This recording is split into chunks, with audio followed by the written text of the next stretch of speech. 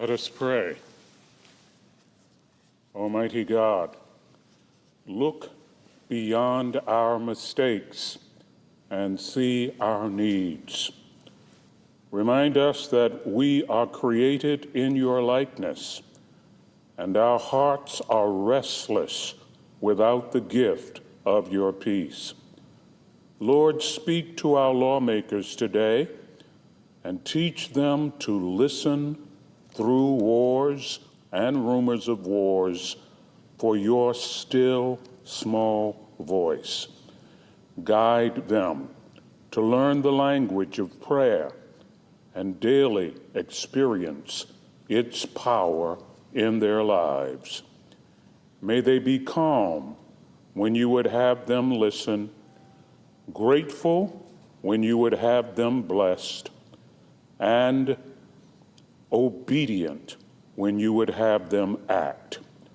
Make them always eager to receive directions from you.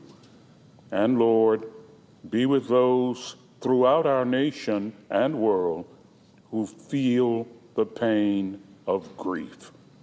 We pray in your matchless name. Amen. Amen. Thank you, sir. Please join me in reciting the pledge of this great nation.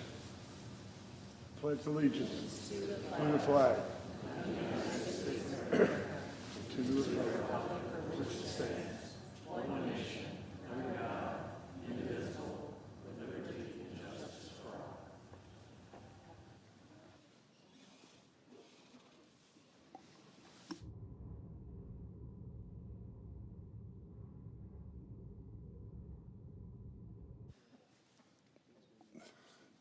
The clerk will read a communication to the Senate.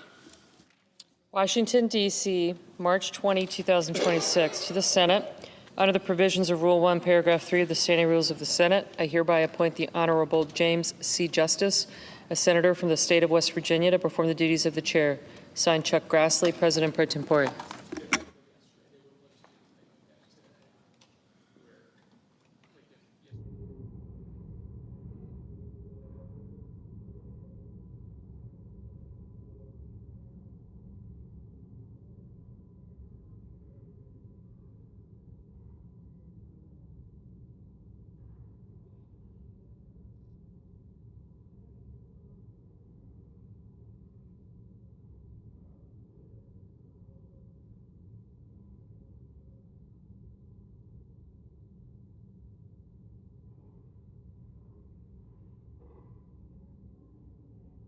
All three of them, without stop.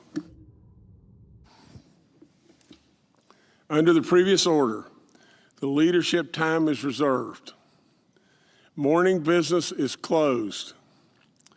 Under the previous order, the Senate will resume consideration of the House message with respect to S. 1383, which the clerk will report. House message to accompany S. 1383, an act to establish the Veterans Advisory Committee on Equal Access and for other purposes.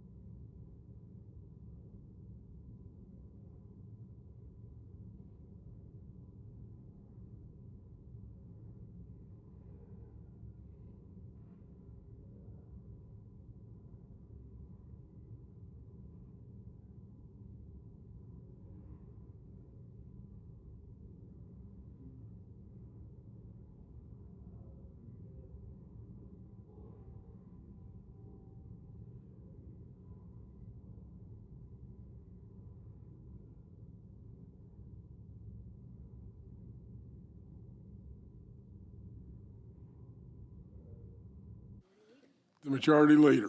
Thank you, Mr. President. Mr. President, I move to proceed to calendar number 321 HR. Make sure I read this right. 311 HR 7147. The clerk will report. Motion to proceed to calendar 311 HR 7147, an act making consolidated appropriations for the fiscal year ending September 30, 2026, and for other purposes. Mr. President, I said at the beginning of this debate that I was going to use the word common sense a lot. And that's because the Save America Act unites a bunch of common sense policies, the kind of things that are just intuitively obvious, or at least they should be, and should be getting 80 to 90 votes or more here in the Senate. I've talked at length this week about common sense election policies like showing a photo ID at the polls and demonstrating that you're an American citizen. In other words, eligible to vote when you register. Today I want to talk about a couple of other common sense policies in this bill. In this case, not about protecting our elections, but about protecting our youth.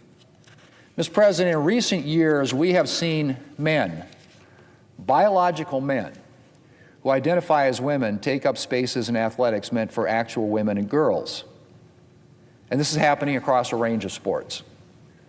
Track, swimming, volleyball, basketball, soccer, softball, and the list goes on. Now, I don't think I really need to tell anyone the problems with that. They're pretty obvious.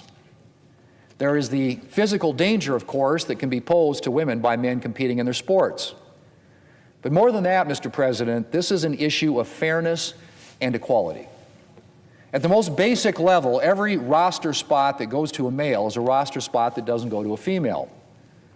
That's a high school girl who's lost out on the chance to play high school sports because a male has taken up her space.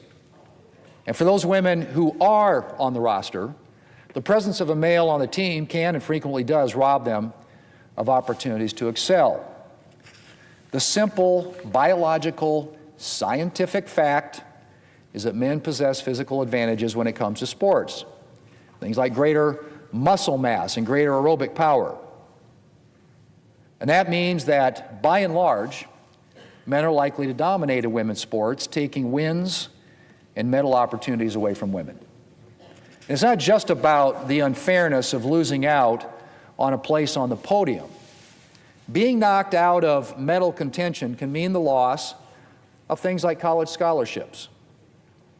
As one female runner who was robbed of multiple wins by a logical male described the situation, and I quote, "It robs girls of the chance to race in front of college scouts who show up for elite meets and to compete for the scholarships and opportunities that come with college recruitment.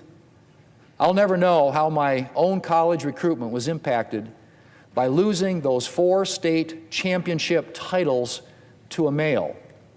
When colleges looked at my record, they didn't see the fastest girl in Connecticut. They saw a second or a third place runner," end quote. Let me read that again, Mr. President. When colleges looked at my record, they didn't see the fastest girl in Connecticut. They saw a second or a third place runner. Mr. President, that's unconscionable. And what's even more unconscionable is that my Democrat colleagues are apparently okay with allowing this to happen. With the way they talk about themselves as defenders of women's rights, you would think they would be the very first people up to bat for fairness and equality for female athletes. But they're not. Last March, the Senate took up the Protection of Women and Girls in Sports Act, legislation to ensure that women, and women only, participate in women's sports at federally funded educational institutions. And every single one of my Democrat colleagues voted against the bill. Not one Democrat had the courage to say that women's sports are for women. Mr. President, as the father of 2 female athletes and grandfather to a granddaughter who started playing sports, I feel pretty passionately about the subject. I'm grateful for the tremendous strides that have been made in women's athletic programs over the past half century. And I cannot believe that one half of the United States Senate is apparently content to see those gains undermined by allowing men to take up places in sports meant for women. With the Save America Act, Democrats are getting another chance to vote for legislation that would protect women's sports. It would be nice if this time they had the courage to stand up for female athletes. Mr. President, I wish this were the only issue, the only consequence of radical transgender ideology that we had to worry about. But as bad as it is for a female athlete to lose out on a college scholarship because her achievements are overshadowed by those of a biological male, the subjection of children to gender transition procedures is even worse. Mr. President, in recent years, substantial numbers of children diagnosed with gender dysphoria have been prescribed puberty blockers, cross-sex hormones, and in the most extreme cases, been approved for irreversible surgical procedures that permanently mutilate their bodies. And all of this has been done with little to no scientific evidence to support these dramatic interventions. The Cass Review, a landmark comprehensive study on medicine, gender issues, and youth, conducted in Great Britain, repeatedly highlights the lack of scientific evidence to support gender transition procedures for minors. And thanks in substantial part to that review, Britain's National Science Service decided to largely discontinue providing puberty blockers to children. And Britain's not the only European country that has reined in its provision of gender transition procedures for minors.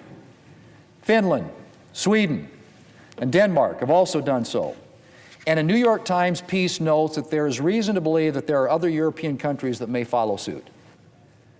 Meanwhile, both the American Society of Plastic Surgeons and the American Medical Association have come out against surgical gender transition procedures for minors, noting the lack of evidence to support their use.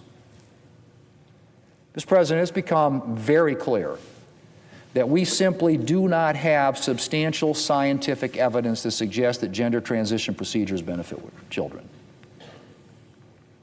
What we do have, however, is scientific knowledge of how dangerous these procedures can be. And the list of side effects is long and serious. A 2025 report from the Department of Health and Human Services notes that side effects for gender transition procedures can include infertility, loss of bone density, heart disease, and metabolic disorders, surgical complications, negative cognitive impacts, psychiatric disorders, and more.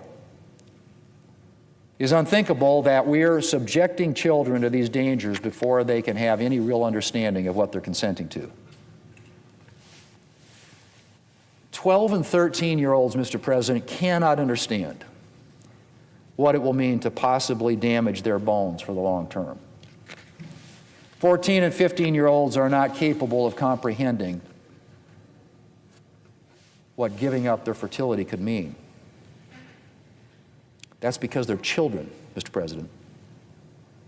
They're still changing and growing and developing. And through no fault of their own, they simply don't have the experience and knowledge to grasp the full magnitude of what they're consenting to. Mr. President, the Senate's been officially debating the Save America Act, which would ban gender transition procedures for minors since Tuesday.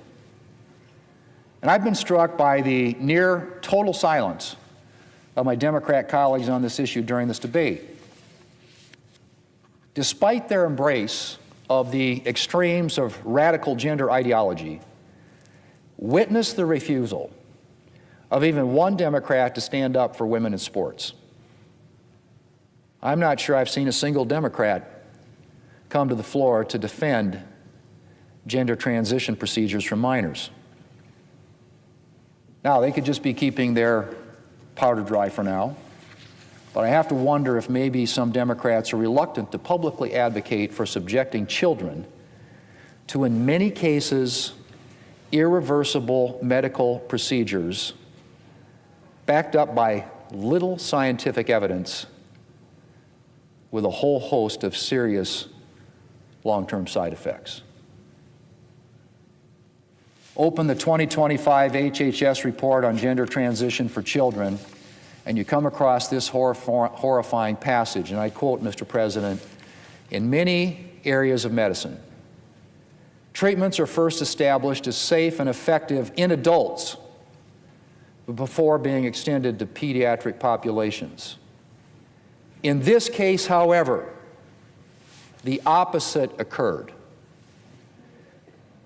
Clinician researchers developed the pediatric medical transition protocol in response to disappointing psychosocial outcomes in adults who underwent medical transition," end quote. Let me just say that again, Mr. President.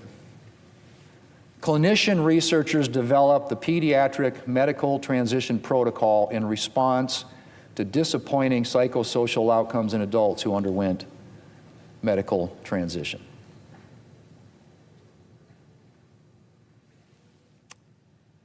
We've essentially been using children as guinea pigs, Mr. President. It's unconscionable, and it should stop now.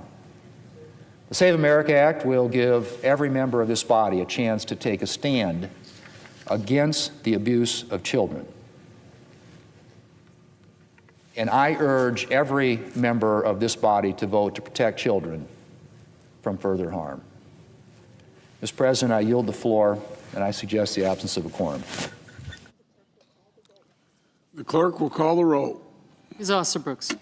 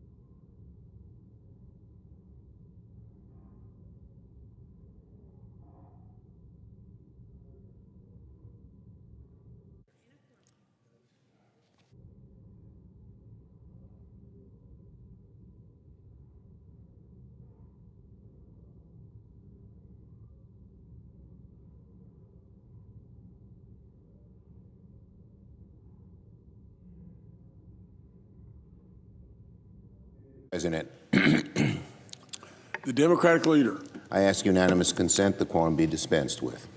without objections. Mr. President, the chaos at TSA is reaching a boiling point. We need to reopen it as quickly as possible. That is what Senate Democrats are intent on doing. So tomorrow, the Senate will take a very simple procedural vote on beginning to reopen TSA, which Democrats are leading. Tomorrow, America will see the matter crystal clear. Which senators want to open up TSA, pay TSA workers, and end the chaos at our airports, and which senators are going to block TSA funding yet again. If you want to open up TSA, vote yes tomorrow. Every previous vote offered by the Republicans has tied TSA funding to also continue funding for ICE without any reform of ICE. This is different. This doesn't tie the TSA to ICE funding, because ICE funding is controversial. This does not make the workers at our airports or the passengers at our airports hostages. Republicans are saying, unless you pass ICE as is without reform, we're not going to help the TSA workers get paid and reduce the lines at the airport. We are saying, just do it, no ands, ifs, or buts. Negotiations to rein in ICE and end the violence still have a way to go. There are some very deep disagreements. Republicans still have not accepted that the American people want legislation, real legislation, to ensure the kind of brutality we saw in Minneapolis can't happen again. But in the meantime, Republicans do not need to hold the rest of these agencies hostage, including TSA. To my Republican colleagues, we both see the chaos at TSA. We both know and would admit there's a lot more work to do on ICE. There is no good reason to keep holding TSA hostage. There is no good reason to reject our proposal to fund it. We are going to hold this vote tomorrow, and I urge my Republican colleagues to vote yes. On SAVE. The Senate's in session today, and all we're really doing is wasting time on a voter suppression bill written only to appease the fringe elements of the MAGA base. With so many problems facing our country, with the cost of living so high, with people struggling to make ends meet, with the war going on in Iran, Republicans instead are choosing to spend time making it harder for citizens to vote. This is exactly what the SAVE Act is designed to do. It is designed to make it harder for citizens to vote. Do not listen to the Republican talking points about voter ID. That's a ruse. Underneath the surface, the SAVE Act is a voter purge bill. Most of its core elements don't even talk about voter ID. They want to make it harder to vote. They want to make it harder to register to vote than it is to register to buy an AR-15. MAGA Republicans want to force every single state in America to submit their voter rolls to the Department of Homeland Security. They want Americans' information to be run through an algorithm that Elon Musk and Doge could use to kick eligible citizens, eligible American citizens, off the voter rolls without them even knowing they were kicked off. When you show up at the polling place, they say, Mr. Jones, Ms. Smith, you're not on the registry. You're no longer on the registry. And you say, why? And say, well, you'll have to go find out. That's a disgrace. That's undoing what is deeply American, the right to vote. They want to make registering to vote a bureaucratic nightmare. They want to end vote by mail, end registering online, end registering on college campuses and in churches, and even end registering at the DMV, where, of course, you have to show ID. That is what the SAVE Act is, and Republicans know it. They know if the American people are given a fair chance to make their voices heard, Republicans are in trouble. On Iran. Thanks to Donald Trump's war with Iran, gas prices are now nearing $4 a gallon. Experts predict that this weekend, gasoline will cross the $4 threshold, the $4 a gallon threshold. In just the last month, gas prices have gone up by $1 a gallon. Brent crude is hovering around $108 a barrel, much higher than it's been. And Donald Trump has the gall to say the prices are not that bad. You hear that, America? Donald Trump is telling you $4 gas is not that bad. What bubble does he live in? How often does he fill up his car with gasoline? When Donald Trump says that the prices are not that bad, who's he kidding? He's speaking like a billionaire. America is being led into war by Marie Antoinette. And then Kevin Hassett, the top economic advisor to Trump, says Americans' pain is the least, quote, the least of our concern right now. Can you believe this? The highest economic advisor in the Trump administration says Americans' pain is the least of our concerns right now. If there's anything that shows how out of touch Donald Trump and his minions are out of touch, that's it right there. Trump and his acolytes are unbelievable. They are so clueless, they're in a bubble. Meanwhile, the war with Iran is expanding. Iranian strikes on Qatar's energy structure have knocked out 17% of the country's LNG export capacity. Qatar Energy says 2 LNG trains could be sidelined for 3 to 5 years, a staggering blow to global energy markets. In other words, even if this war ended tomorrow, and there are no signs it's anywhere close to ending, the damage Donald Trump has unleashed will take a long, long time to fix. Meanwhile, the war in the Middle East is expanding, not shrinking. Donald Trump is sending additional warships and thousands of Marines to the region. He refuses to fully rule out boots on the ground, a step that would mean more American casualties and even higher costs than he now projects. And this week, the administration was floating a funding request of more than $200 billion. $200 billion. To finance this open-ended war. No way, that will never happen. It's a preposterous and dangerous risk. We should never accept giving Donald Trump a blank check to wage war in Iran in perpetuity.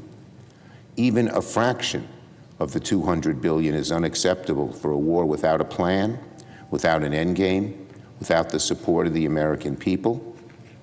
And of course, the money could be used for so much better. Reducing Americans' costs on health care and on housing and on electricity and on daycare. So much could be done with that money instead of a war that Donald Trump has chosen to wage without even a vote in Congress. Meanwhile, Trump continues to vilify and bash our closest allies, even as he publicly asks for their help. Today, he called NATO a paper tiger and called our allies cowards. How does he expect to form a coalition, which he says he needs, if he's just going to spend his time calling them names, calling our allies names? The damage Donald Trump is doing to our alliances will last a long time and is sickening. He has spent years trashing our allies, insulting them, threatening NATO, undermining the very alliances that have kept us strong for generations. And now suddenly, after Trump has dragged the United States into a war that is not going his way, he turns around and asks those same allies to jump in and help. What world does he live in? And when the allies don't immediately leap into this open-ended conflict in the way Donald Trump wants, what does he do? He calls them cowards. Donald Trump's leadership is pathetic. Pathetic. The war needs to come to an end now. The American people have had enough. Yield the floor.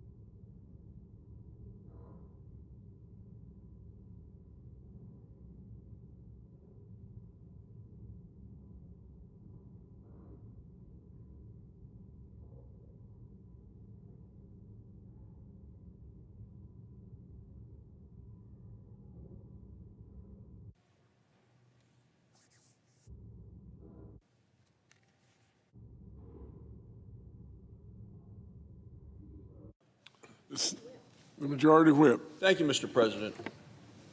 Mr. President, the Senate will soon confirm Mark Wayne Mullen to be the new Secretary of the Department of Homeland Security.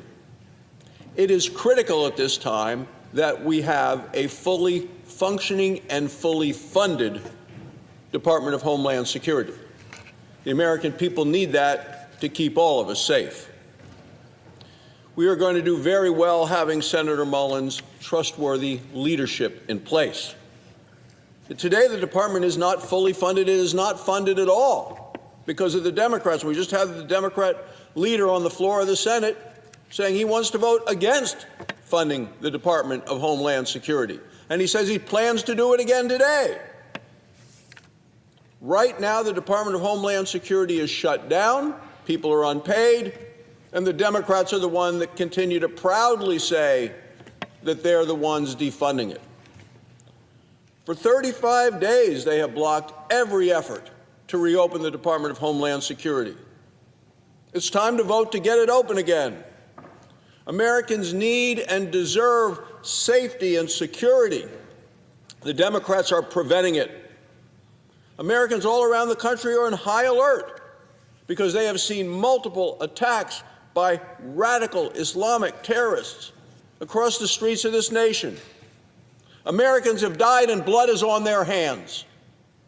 Mr. President, a terrorist forcefully rammed his truck loaded with explosives into a synagogue and a preschool in Michigan. There were staff there, there were teachers there, there were 100 children inside. Had it not been for the quick-acting security guards, many of those inside would have been killed.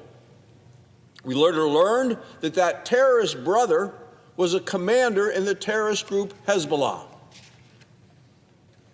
In their neighboring state here in Virginia, Old Dominion University, another terrorist shot and killed a decorated ROTC instructor. In New York City, 2 terrorists threw homemade bombs into a crowd. The terrorists admitted to authorities later that they had hoped to hurt and kill more people than were killed by the bomber in the Boston Marathon. Mr. President, in Texas, a terrorist shot into a crowded establishment. He was wearing a T-shirt that said, "Property of Allah." 3 people were killed. Dozens were wounded. And it's not just the kinetic attacks. It's also cyber attacks. Iran this week launched a major cyber attack on a major medical device company in Michigan.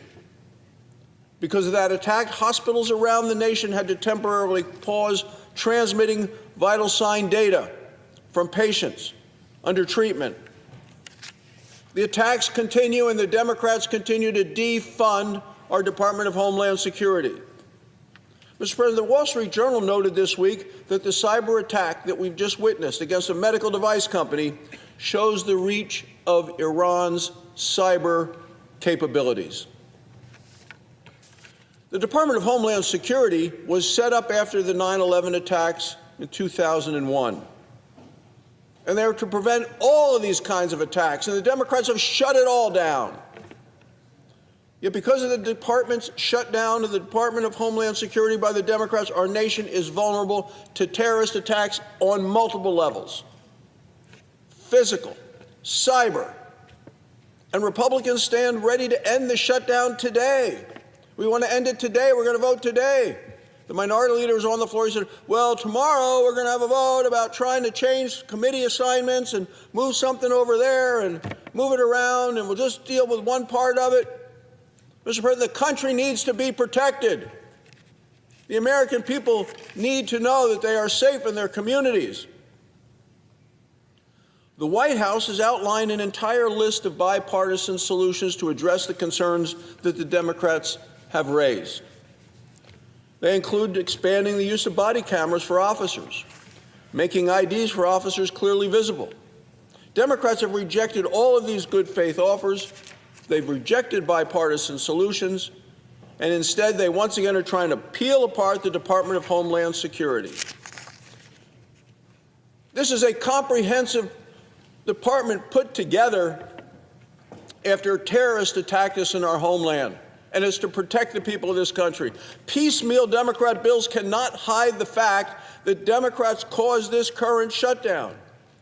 And if they think they can avoid blame for this shutdown of American security, they are wrong. The people understand that the Democrats are standing between their own securities in their own homes and the terrorists who are out there. I think Democrats ought to pay attention to President Obama's Secretary of Homeland Security. His name is Jay Johnson. We've all worked with him. He had a warning just this past weekend for the Democrats. He says this: if ever there were a time we needed to fund the Department of Homeland Security, he said, it's right now. He went on to say, we need all 22 components of Homeland Security functioning all at once, side by side, not piecemeal torn apart, which is what the Democrats are trying to do. This is a statement, Mr. President, of a Democrat. He ran the department for President Barack Obama, and he is telling the Democrats on the floor, fund all of it.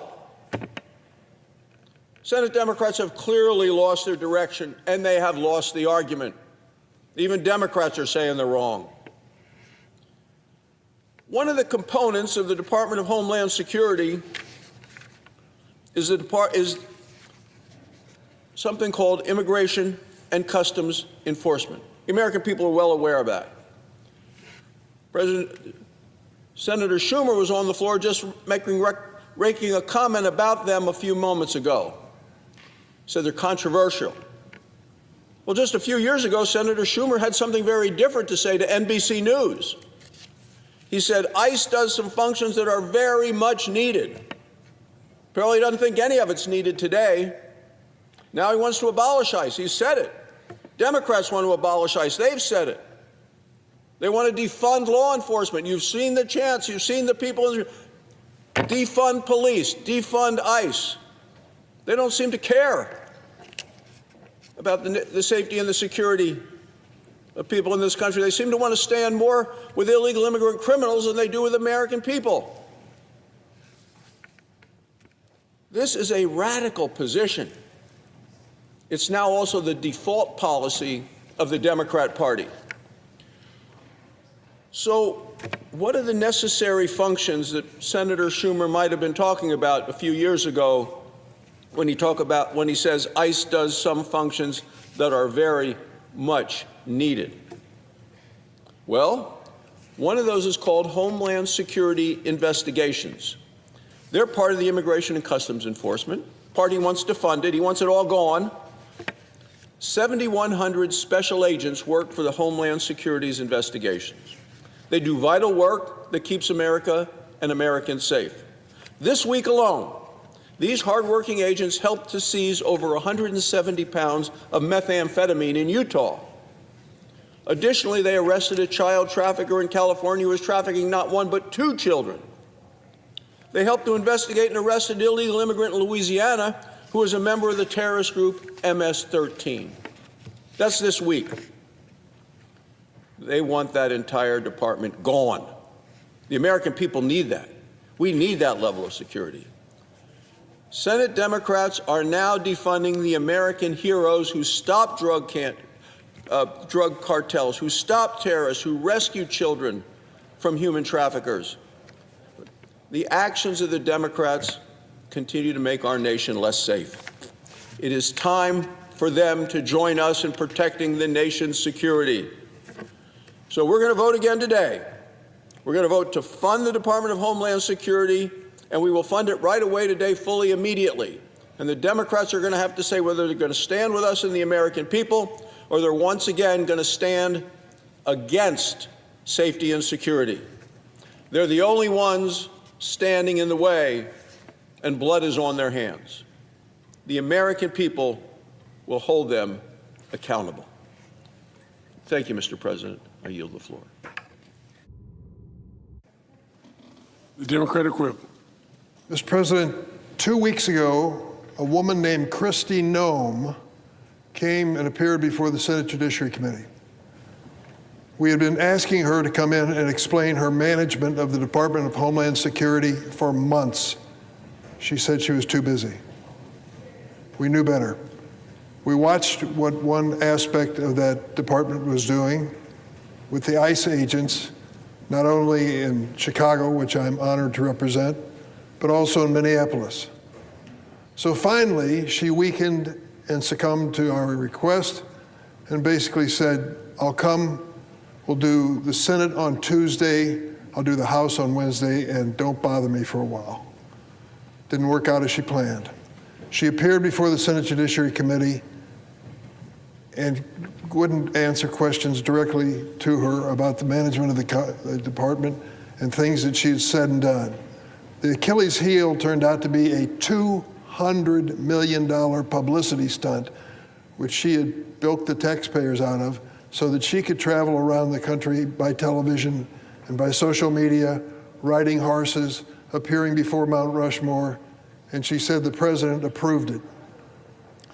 The next day she appeared before the House Judiciary Committee and had a similar experience. By the end of the day, she was finished. 2 weeks ago, the head of the Department of Homeland Security, Kristi Noem, was fired by President Trump. Clearly, there's something wrong in that department, and it starts with ICE.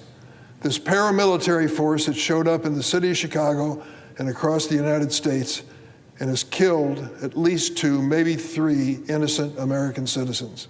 Their charge was to go after criminals who managed to sneak across our border and live in the United States. You heard the president's speech over and over again. We're going to get the worst of the worst. Remember he said that? The terrorists, the murderers, the rapists, the criminally insane. That's what we're going after. But the record of the ICE agency is much different. When they take a look at all of those that they have deported and taken into some kind of a holding cell, it turns out that only 1 out of 7 have any kind of criminal record. 1 out of 7. So 6 of the people that they are arresting and detaining and moving off to different detention camps have no criminal record at all. They're not the worst of the worst. They are folks that overstayed a visa into the United States, period. So she came and appeared before us, and we have said repeatedly on our side, we want to work with the administration to change the standards for ICE so that they are basically the same standards that apply to your state troopers and your hometown police. Basic standards of law enforcement that professionals follow.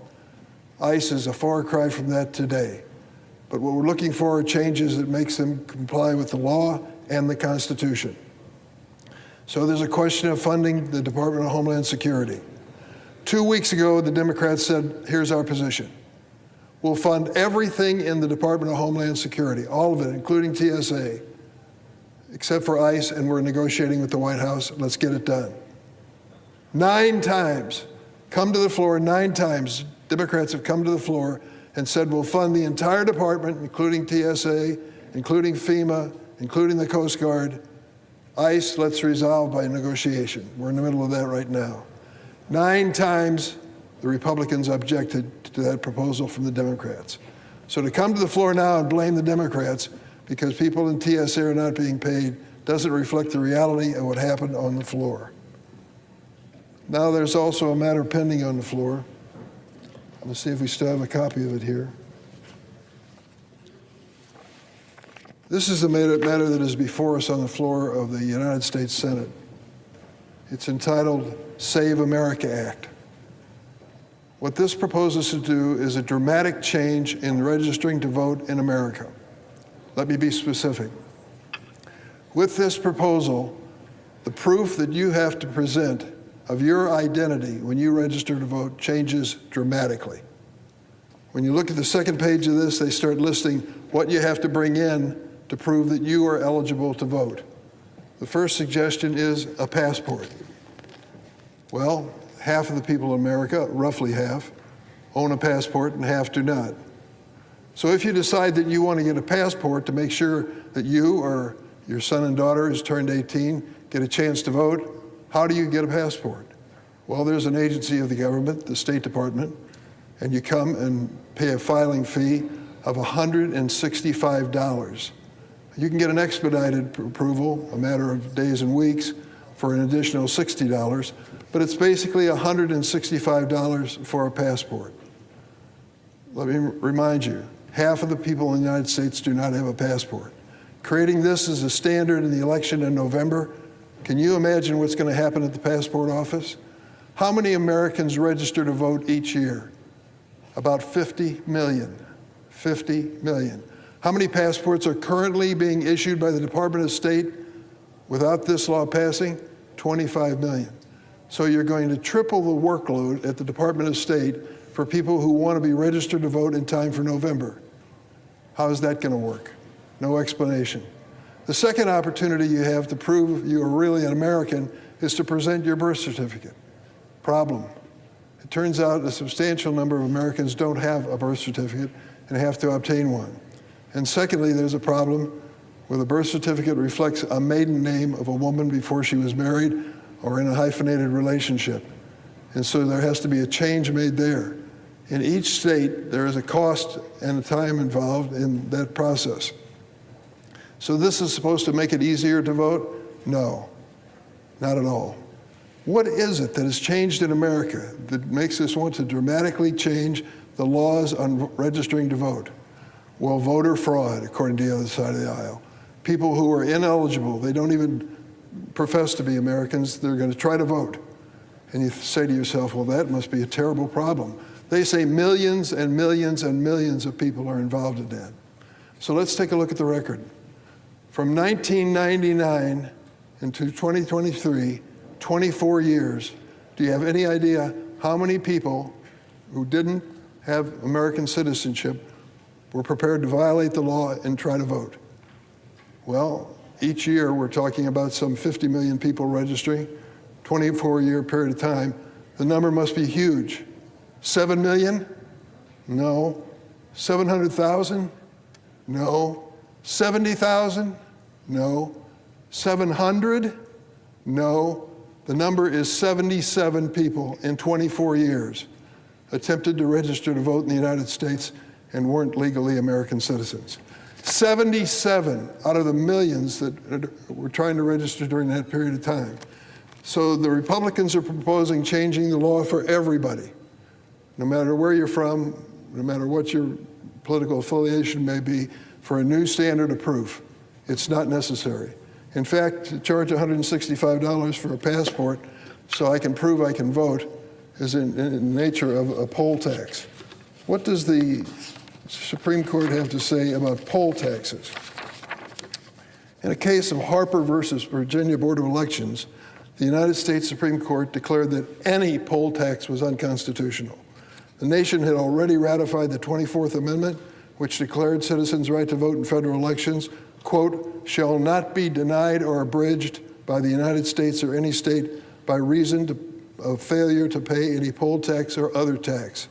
The Harper case involved a poll tax in the state of Virginia. The Supreme Court threw it out. Do you know how much the poll tax was in Virginia when this case was decided? $1.50. Now compare that to going out to buy to have a passport issued to you and paying $165. That's a lot of gasoline, $165. In striking this fee down, Justice William Douglas said, the right to vote is too precious, too fundamental to be conditioned on whether somebody has $1.50 in their pocket. Yet the Republicans are trying to make this the basic standard, a passport, the most acceptable standard under their bill. Let me conclude by saying a word about the situation in Iran. We kept asking the administration what their goals were with the invasion of Iran. Do you remember the public hearings, the congressional hearings, where they sent in the Secretary of Defense, Secretary of State? They were interrogated by senators and congressmen from both political parties and asked to explain why we invaded Iran. The reason you don't remember is it never happened. We invaded this country without any congressional debate. We are bound by a Constitution which says in Article 1, Section 8, it is Congress that declares war. And yet we had no explanation formally from this administration and no opportunity to ask basic questions. I'll close with this. 22 years ago, there was a vote in this chamber, a vote to invade Iraq. If you remember, we had a fulsome debate before that happened. And the administration under President George W. Bush explained they had weapons of mass destruction, which threatened our allies and friends and even the United States, and that's why we had to invade. I was skeptical of that. I was one of 23 senators who voted against the invasion of Iraq 22 years ago. 1 Republican and 22 Democrats. We voted no. It turns out to be the best vote I ever cast. When we sent our forces in there, Saddam Hussein was swept aside quickly, and then they started looking for weapons of mass destruction and found none. None. And here we go again. A $200 billion first appropriation for this war. $200 billion, just a portion of that money had been saved for health insurance premiums, helping people pay them in the United States. Some 24 million Americans wouldn't be facing a dramatic increase that they can't afford in their health insurance premiums. $200 billion is what President Trump is asking for. It's time for us to have that debate we didn't have before the invasion. Madam President, I yield the floor. Madam President. Senator from Washington. Thank you, Madam President. Madam President, we are negotiating right now over much-needed reforms for ICE and Border Patrol. The reality, which I think we do all understand, is that we are still very far apart. But as negotiations continue, Democrats have tried again and again to get paychecks to TSA and CISA and the Coast Guard and FEMA, agencies that are doing really important work right now. In fact, we have tried 9 times to get those paychecks moving, both a full-year CR, which Republicans have blocked multiple times now, and after those were rejected, targeted efforts such as the repeated attempts we have made to try and pay TSA workers. The only reason these workers are going without pay right now is because Republicans are holding their funding hostage so they can try to give ICE even more money without including any necessary reforms. That is what the bill Republicans have once again teed up for a vote would do. So Republicans are saying, we will not let you give TSA or other important agencies a single dollar unless you let us shovel billions of dollars to ICE and Border Patrol, which are already sitting on billions of dollars. Think about how absurd that is. Republicans won't let us give more funding to TSA, which can't pay its employees right now, unless they can give more money to ICE and Border Patrol, even when Republicans know ICE officers are still getting paychecks, because Republicans know Border Patrol agents are getting paychecks. They know they already shoveled billions of dollars at these agencies in their big ugly bill. Secretary Noem went out and blew hundreds of millions of dollars to cut ridiculous ads and plaster her face all over TV. She blew hundreds of millions on new private jets. ICE wasted millions on souped-up SUVs with flashy paint jobs, and they can't even use them. So what ICE and Border Patrol need is not more money. What they need is accountability. Democrats have been very clear what we are asking for here since late January, and our asks have not changed. We are talking about incredibly basic, necessary reforms. Taking off masks, requiring body cameras and IDs is not some extreme thing. Requiring judicial warrants is not some extreme thing. It actually is the same procedure local police use, and we need these reforms because they directly respond to the abuses that have been happening. You know, with warrants, you won't have a random American citizen getting dragged out of their car on their way to a doctor's appointment. With warrants, you don't have so much profiling, where ICE and Border Patrol haul the same American citizen away from his work site twice, not charged with a crime, not part of a targeted action, just hauled away by masked thugs. With warrants, you don't have so many cases of mistaken identity, where ICE drags a man out of his house in his underwear and even refuses to look at his ID. Now, the DHS Secretary nominee just this week said they would use them. That is a welcome surprise. But we need to see that in legislative text now. And let's talk about why it's important to have ICE follow the same basic use of force standards as our local police. If federal agents were following proper use of force, Maybe families on the way back home from a basketball game wouldn't get tear gassed, and parents wouldn't have to bring their baby to the hospital when they stopped breathing. If federal agents were following proper use of force, maybe citizens like Miramar Martinez and Carlos Jimenez would never have been shot by federal agents. And maybe citizens like Ruben Ray Martinez, Renee Good, and Alex Preddy would still be alive. There is a reason we have been demanding Republicans work with us to rein in ICE and Border Patrol. Have Republicans looked around? They gave ICE and Border Patrol unprecedented sums of money, and then Donald Trump and Stephen Miller turned them into rogue agencies. Republicans don't want to talk about that. They don't want to even address that. But the American people have had enough of this rogue agency. We need to rein it in, and we are negotiating right now over how to do that. But it is clear it's going to take more time to get there. And we need the White House and we need Republicans to finally address these key reforms. But there's no reason to make TSA wait for their paychecks, absolutely none. Democrats are eager to break the logjam and fund agencies like the TSA and Coast Guard and FEMA and CISA. The offer to fund these while we keep negotiating stands. I'm even ready to make it happen on a temporary basis while we continue working on reforming ICE and Border Patrol if that's what's needed. But so far, Republicans have responded to that offer with the same message they're going to send today.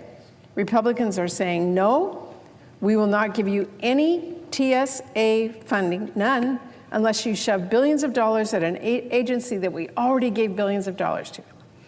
No, they're saying, we will not let you send out TSA paychecks unless we can give a blank check to ICE, which is already sending out paychecks.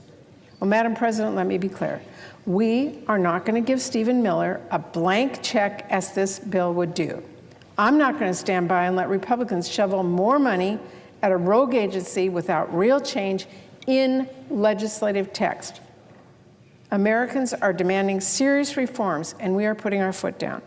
So I will be voting no, and I urge my colleagues to join me as well. Now, I will say we've had a productive meeting this week with the White House and some of our Republican colleagues, but Madam President, the basic challenges remain. The White House and Republicans need to work with us to address these key reforms, and to that end, my colleagues and I remain focused on the White House coming forward with a proposal that really addresses the major concerns I've outlined here today. Thank you, Madam President. I suggest the absence of a quorum. Clerk will call the roll. Ms. Alsobrooks.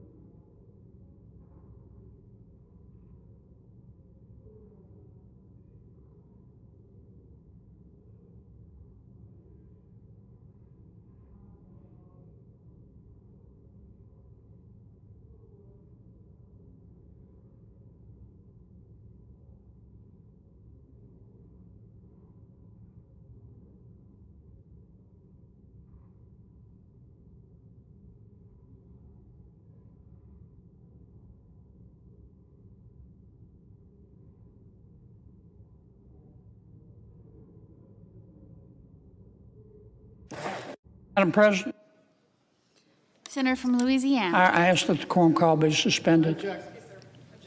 Objection is heard. Ms. Baldwin.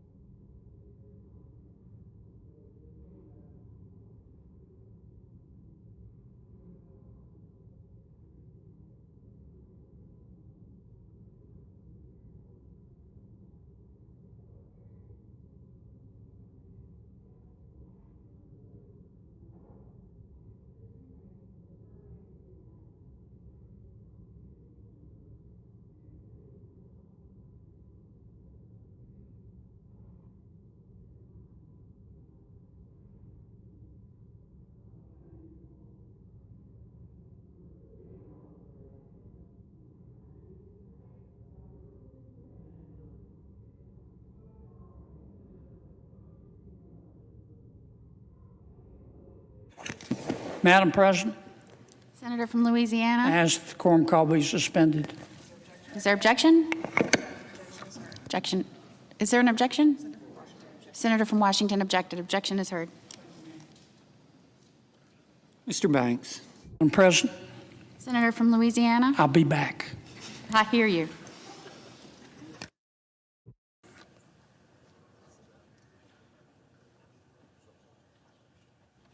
Mr. Barrasso.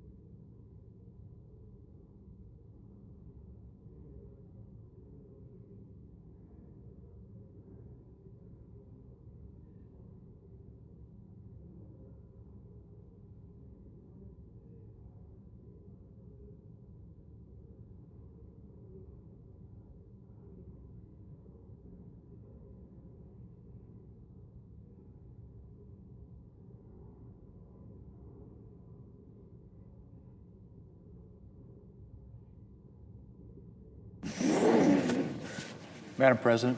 Majority Leader. Madam President, I ask unanimous consent the quorum call be suspended. Without objection. And I move to proceed to the motion to reconsider the cloture vote from February the 24th on the motion to proceed to calendar number 311, H.R. 7147. Question is on the motion.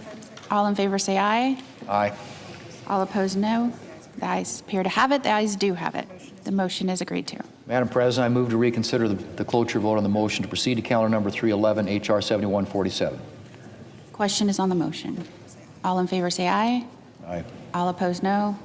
The ayes appear to have it. The ayes do have it. The motion is agreed to. The clerk will report the motion to invoke cloture. Cloture motion. We, the undersigned senators, in accordance with the provisions of Rule 22 of the Standing Rules of the Senate, do hereby move to bring to a close debate on the motion to proceed to calendar number 311, H.R. 7147, making further consolidated appropriations, and so forth and for other purposes, signed by 17 senators. Under the previous order, the mandatory quorum call under Rule 22 has been waived. The question is it the sense of the Senate that debate on the motion to proceed to H.R. 7147, an act making further consolidated appropriations for the fiscal year ending September 30th, 2026, and for other purposes, shall be brought to a close upon reconsideration? The yeas and nays are mandatory under the rule. The clerk will call the roll. Ms. Alsobrooks, Ms. Baldwin, Mr. Banks, Mr. Barrasso, Mr. Bennett, Mrs. Blackburn.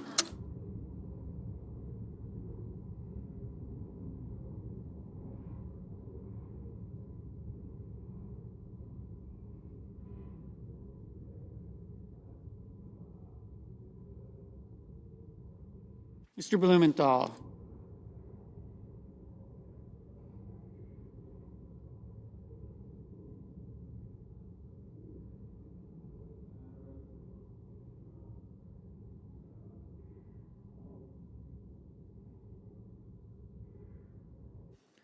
Ms. Blunt Rochester.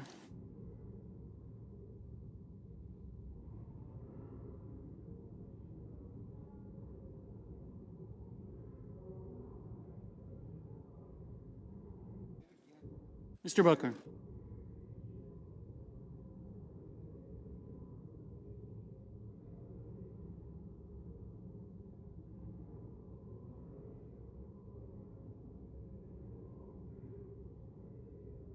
Mr. Bozeman.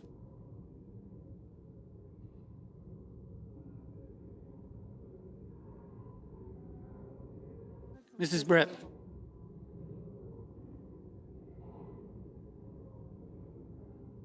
Mr. Budd.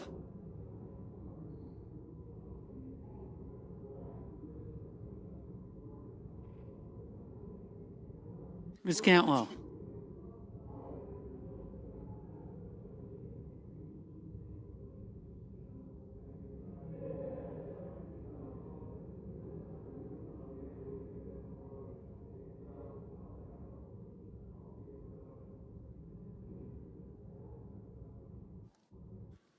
Mrs. Capito.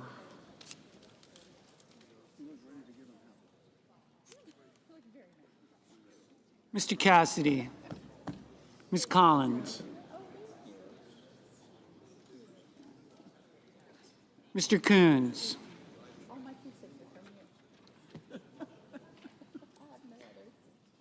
Mr. Cornyn.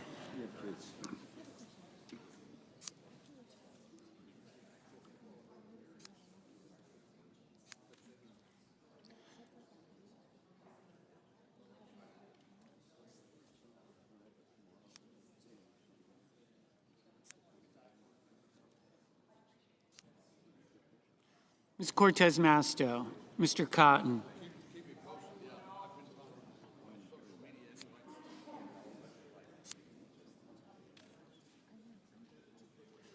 Mr. Kramer, Mr. Crapo, Mr. Cruz, Mr. Curtis,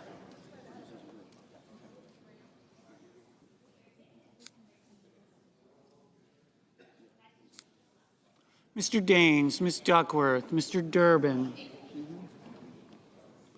Ms. Ernst, Mr. Fetterman, Mrs. Fisher, Mr. Gallego, Mrs. Gillibrand, Mr. Graham, Mr. Grassley, Mr. Haggerty,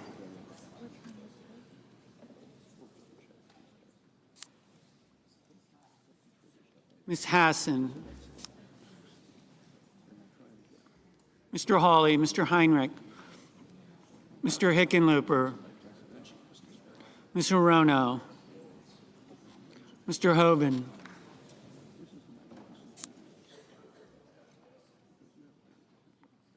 Mr. Husted, Mrs. Hyde-Smith,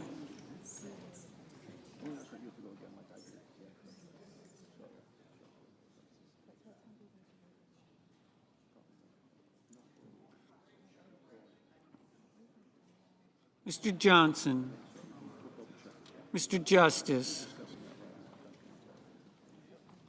Mr. Kane, Mr. Kelly, Mr. Kennedy,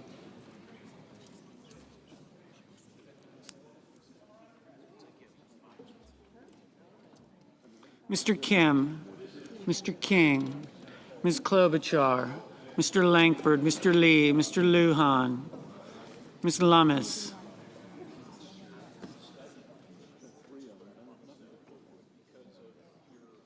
Mr. Markey,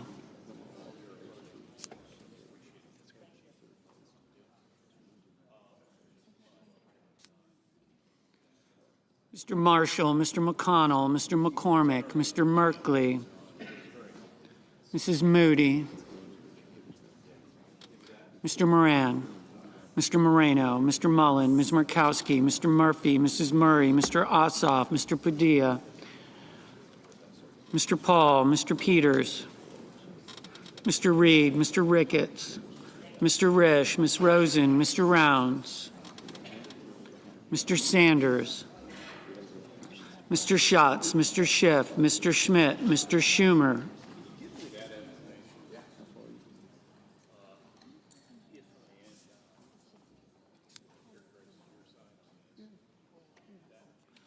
Mr. Scott of Florida, Mr. Scott of South Carolina, Mrs. Shaheen, Mr. Sheehy, Ms. Slotkin, Ms. Smith,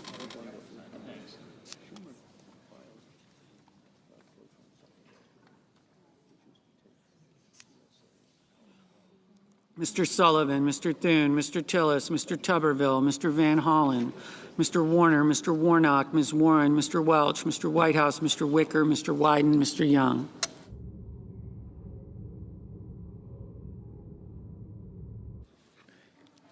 Senators voting in the affirmative: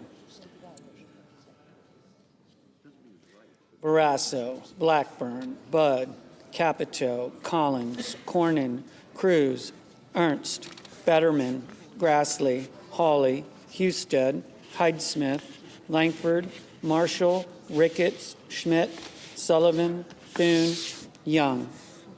Senators voting in the negative: Blunt Rochester, Durbin, Gillibrand, Heinrich, Kim, Lujan, Murray, Ossoff, Padilla, Peters, Schatz, Slotkin, Wyden. Mrs. Moody, aye.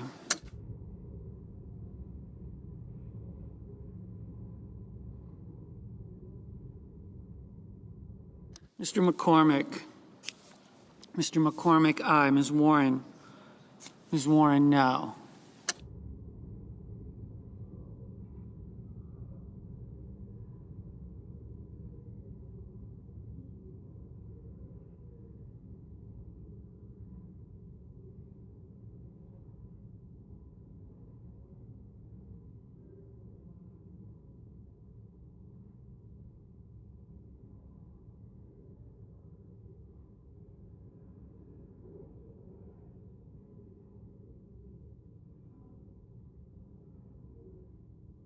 Mr. Murphy, no.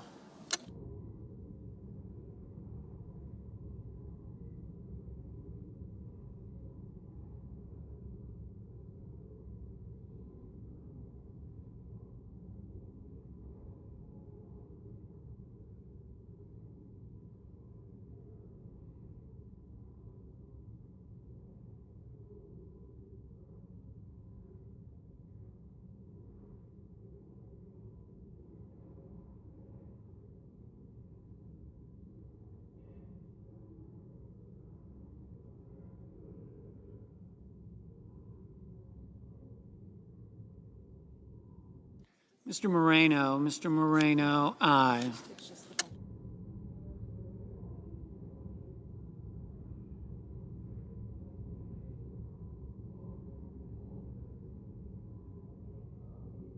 Mr. Graham, aye. Ms. Cortez Masto, no.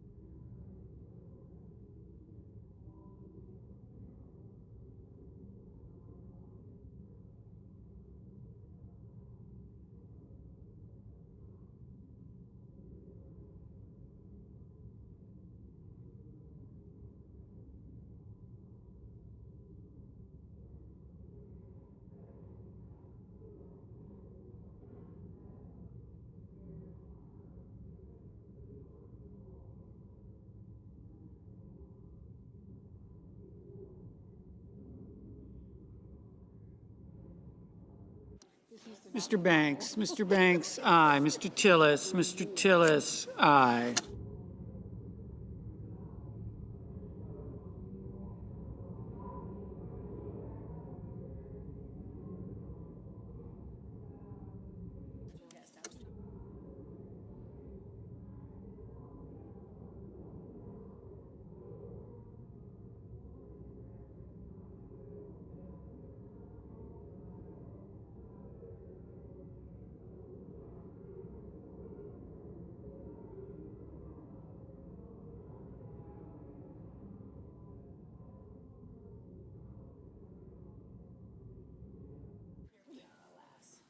Mr. Merkley, no. Ms. Rosen, no. Mr. Bennett, no.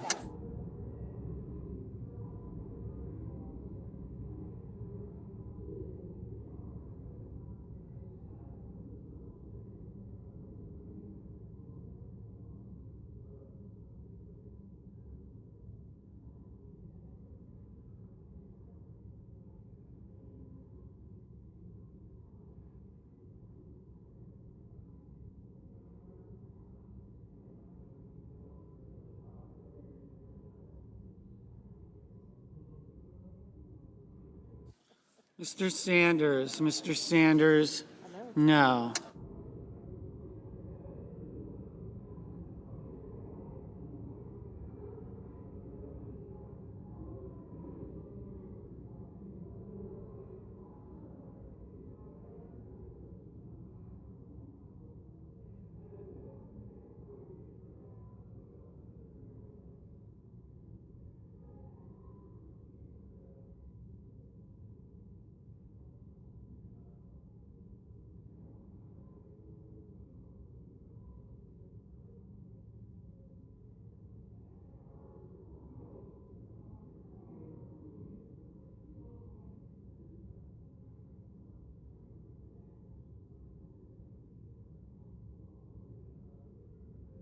Ms. Hirono, no.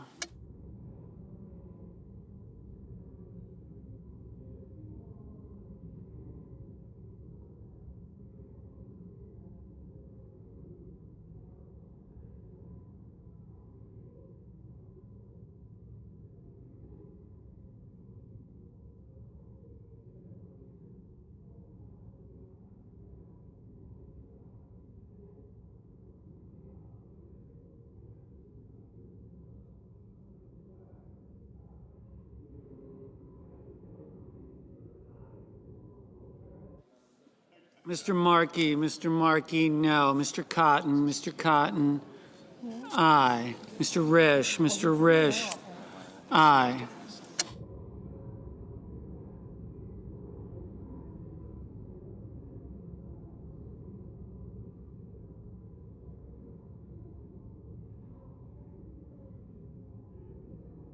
Mr. Rounds, aye.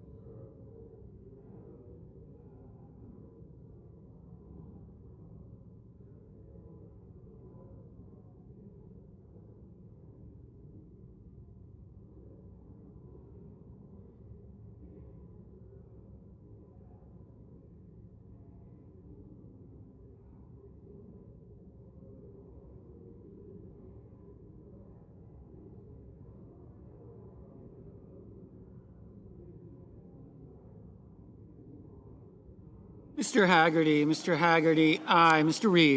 Reed, no. Ms. Hassan, no.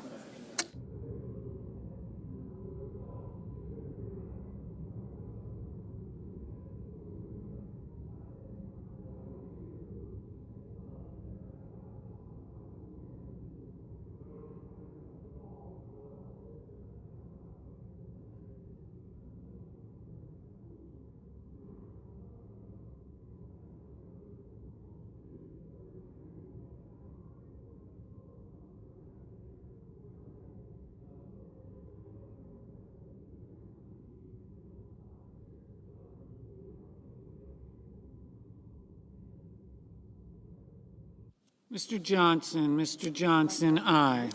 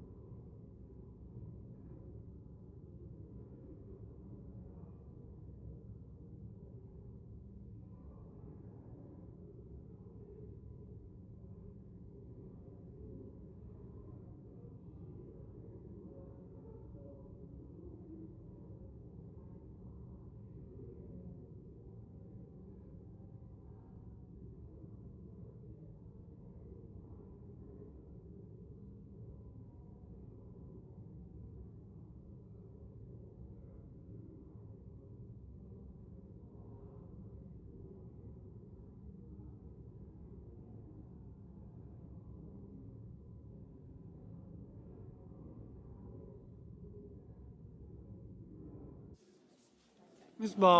Baldwin, no. Ms. Brooks, no.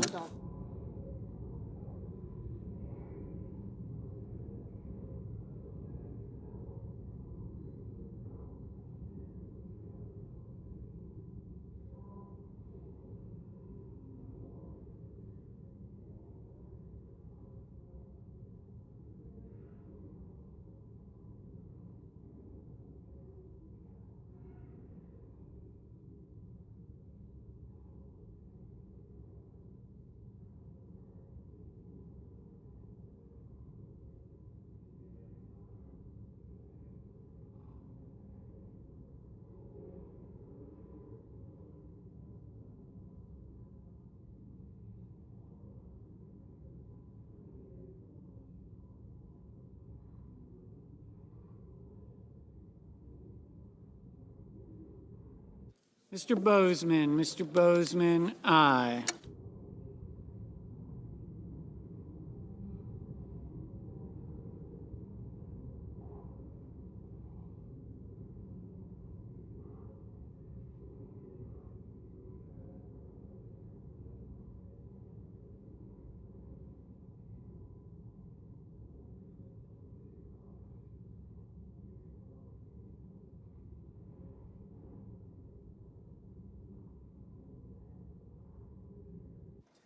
Mr. Crapo, aye.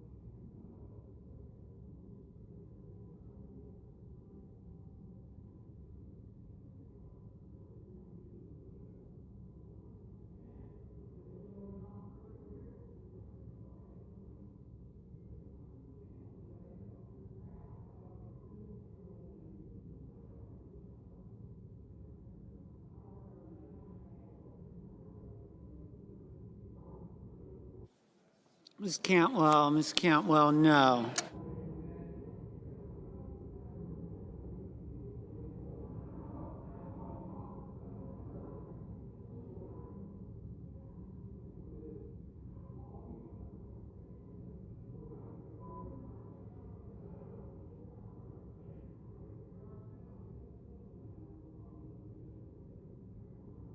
Mr. Hoven, aye.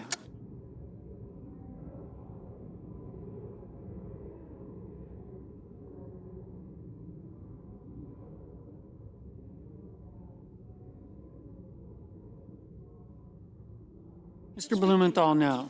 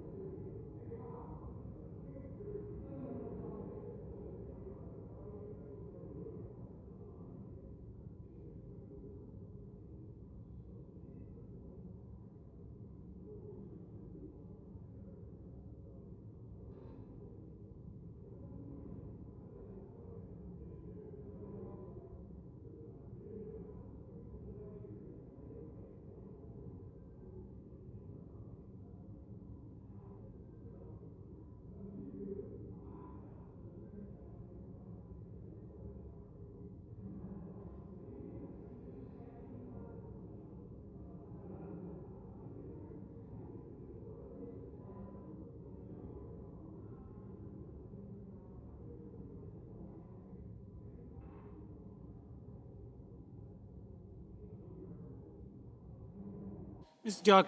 Duckworth. Oh, the dogs lost big last night. No.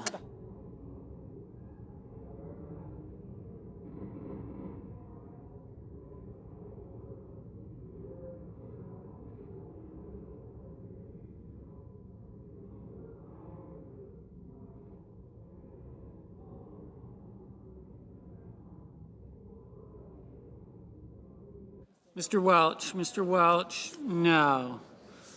Mr. Curtis, aye.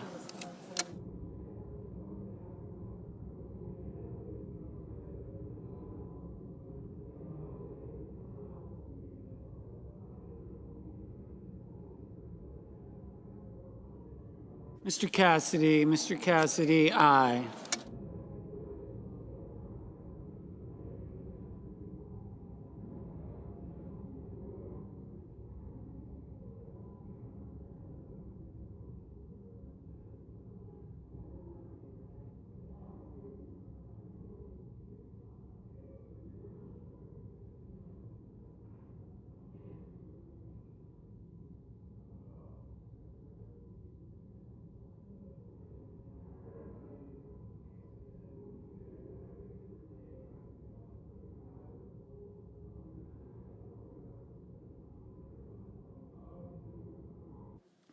Mr. Scott of South Carolina, aye.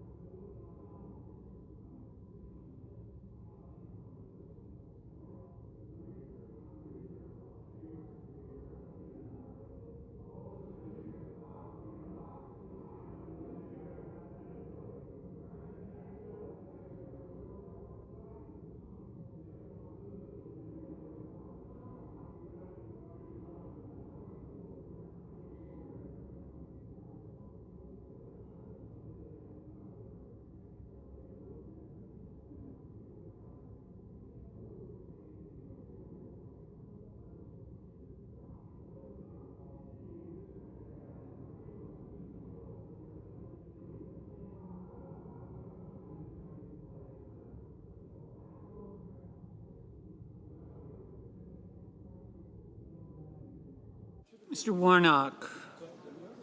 Mr. Warnock, no.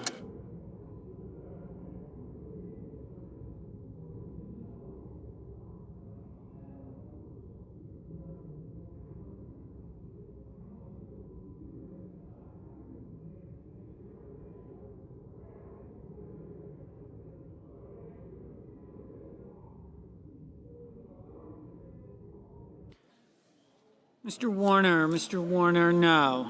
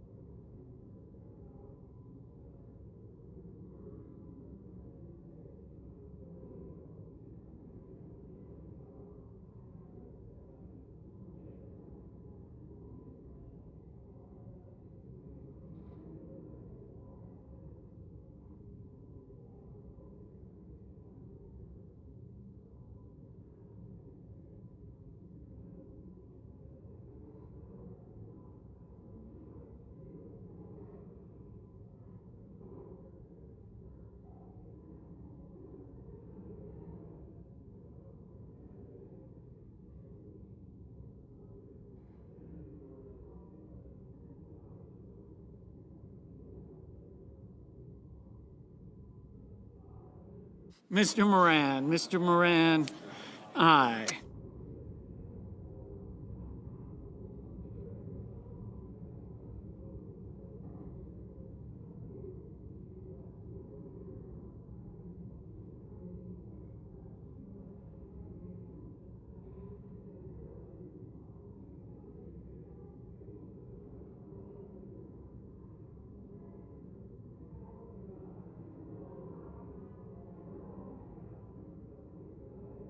Mr. King, no. Mr. Mullen, aye.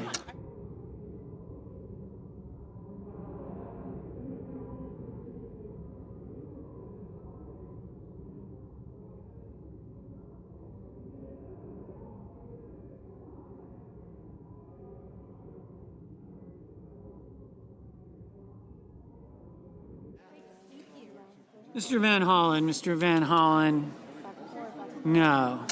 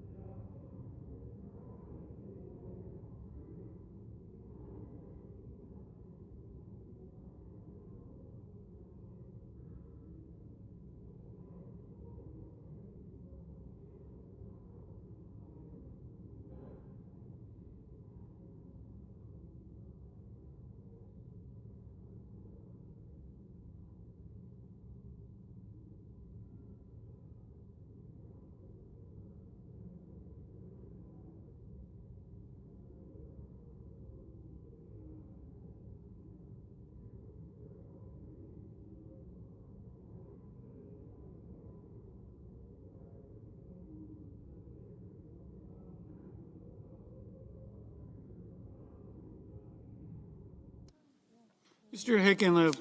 Hickenlooper. No.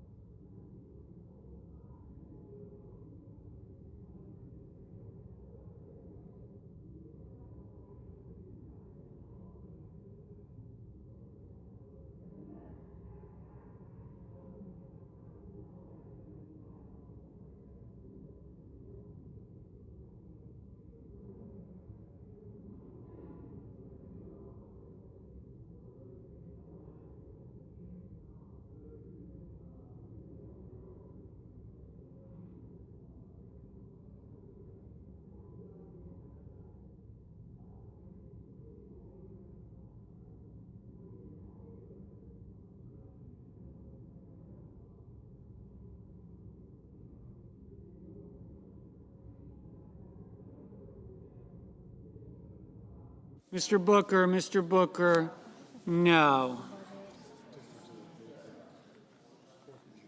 Mr. Scott of Florida, aye.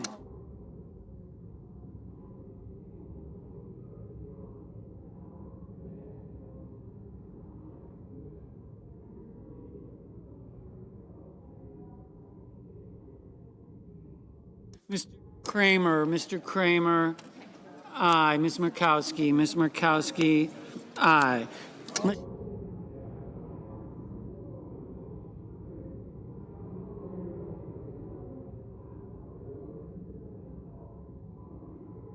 Mr. Lee, aye.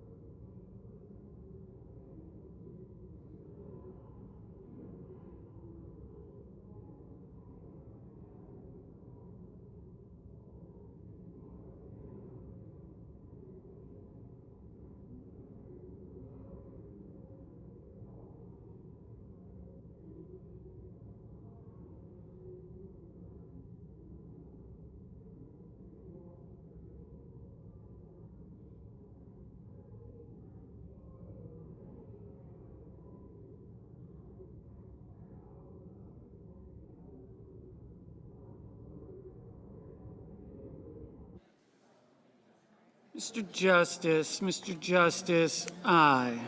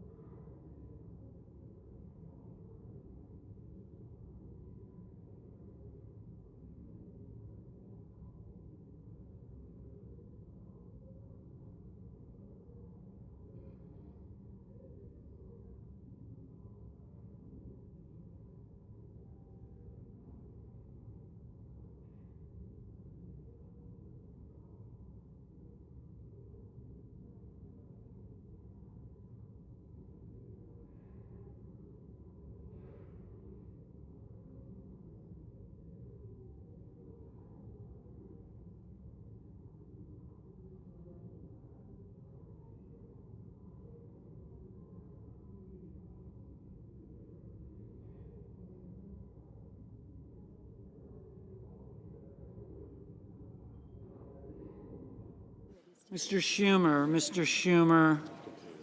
Yes. No.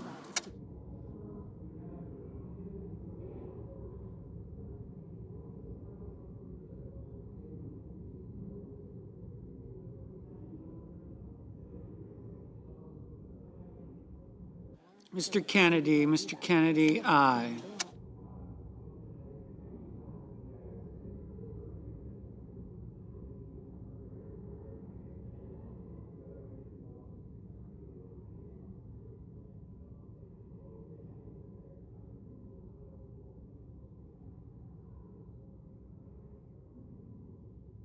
Mr. McConnell. Mr. McConnell, aye.